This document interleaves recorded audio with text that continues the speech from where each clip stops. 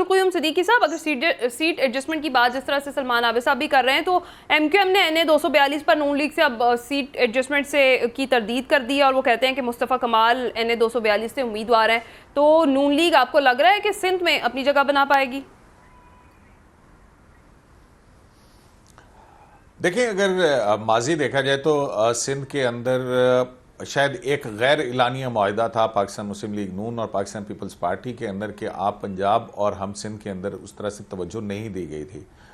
तो मेरा ख्याल है कि अब जो है वहाँ पर कैंडिडेट्स खड़े किए जा रहे हैं और सीट एडजस्टमेंट हो या अपनी जो भी है, हर पॉलिटिकल पार्टी की अपनी स्ट्रेटजी होती है, वो स्ट्रेटजी उसकी कितनी कामयाब होती है या नाकाम होती है वो तो नतीजा आने के बाद होगा।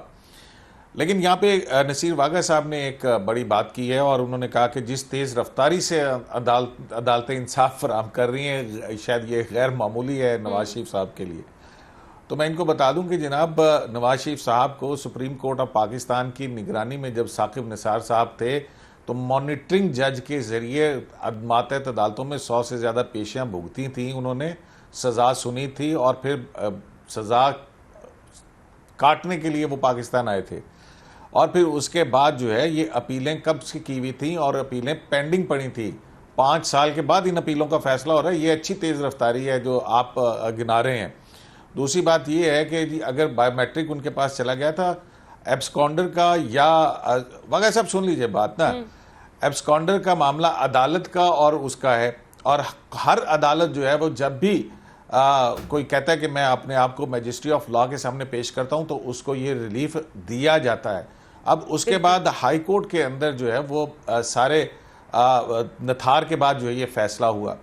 अब दूसरी तरफ आप आ जाइए कि लेवल प्लेइंग फील्ड कौन मांग रहा है। लेवल प्लेइंग फील्ड जो है वो मोहतरम इमरान खान साहब की सियासी जमात मांग रही है। वो सियासी जमात जिसके सरबराह ने आइन शिकनी की, जब अदम एतमाद की तहरीक थी तो उस वक्त आइन को तोड़ा। ये मैं नहीं कह रही, है सुप्रीम कोर्ट ऑफ पाकिस्तान का फैसला मौजूद है जो कहता है कि इन्होंने एग्जीक्यूटिव और लेजिस्लेचर को मफलूज कर दिया। आज मुशर्रफ को सजाए मौत दी गई का फैसला सुनाया गया है ना आइन शिकनी के ऊपर, तो उन्होंने सिर्फ जुडिशल लिम्ब को जो है वो पैरालाइज किया था। यहाँ पे जो रियासत के 2 सतूनों को पैरालाइज करने का इनके ऊपर इल्जाम था, वो तो बंदयाल साहब बहुत बड़ी इनके ऊपर फेवर करके चले गए हैं। अच्छा।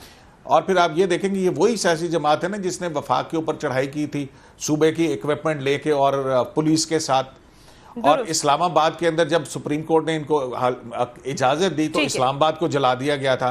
और फिर 9 मई का वाकया करके उसके बाद जो पॉलिटिकल स्पेस थी, नहीं आप सुन लीजिए ना, 1 मिनट रोकिए ना। जी जी जी। तो वो जो पॉलिटिकल स्पेस सियासी जमातों ने एस्टेब्लिशमेंट से लड़के हासिल की थी, उस पॉलिटिकल स्पेस का भी सत्यानाश कर दिया। तो अब उसके बाद आप कहते हैं कि हमें लेवल प्लेइंग फील्ड दे दी जाए। मैं तो कहता हूं कि अभी भी जितना रिलीफ पाकिस्तान तहरीक इंसाफ को मिल रहा है उसके हक के अंदर आवाजें डाइसेंटिंग उठ रही हैं। ये he is in under ट्रेमेंडस blessing. ठीक है अब्दुल क़य्यूम